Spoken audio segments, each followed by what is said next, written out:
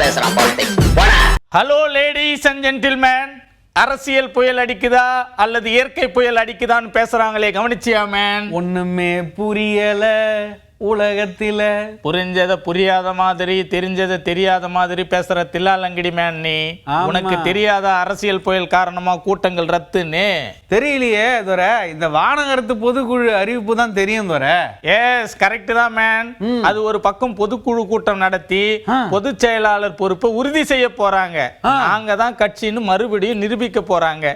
உனக்கு புயல் மேட்டர் தெரியுமா? தெரியலையே துரை, நீங்களே சொல்லிடுங்களேன். விழுப்புரத்துல 28ஆம் தேதி அரசு நிகழ்ச்சி, 29ஆம் தேதி அரசியல் கலந்த அரசு நிகழ்ச்சின்னு ஆளுங்கட்சியில பிளான் போட்டிருந்தாங்க. ஆமா, ஒரே மேடையில உட்கார போறாங்கன்னு சொன்னாங்களே.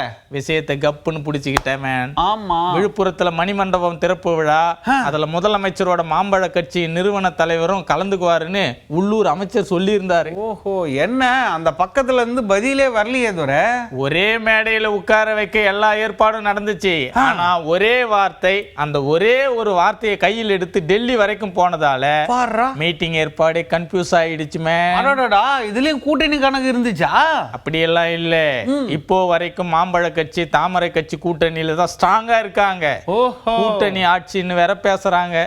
ஆனா மணிமண்டப திறப்பு விழா முக்கியமான நிகழ்ச்சிங்கிறதால யோசனை பண்ணாங்க. அப்புறம் நல்லபடியா நடந்திருக்குமே துரை. நிகழ்ச்சியில கலந்துக்க தோட்டத்துல இருக்கிற பெரிய தலைவருக்கு ஒப்புதல் இருந்துச்சு. டெல்லிக்கு போன சின்ன தலைவருக்கு ஒப்புதல் இல்லைன்னு சொல்றாங்க. அதனால தான் ஆர்ப்பாட்டம் வரைக்கும் போயிட்டாங்களாம். தமிழ்நாடு ஃபுல்லா மறியல் நடந்துச்சு துரை. நடந்துச்சு.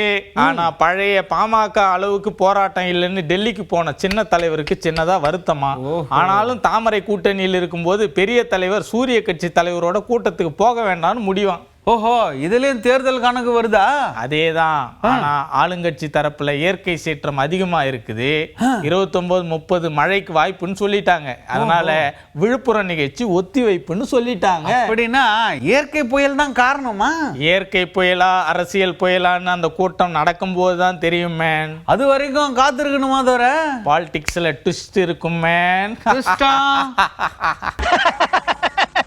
அரசியல்ல இதெல்லாம் சாதாரணமாப்பா.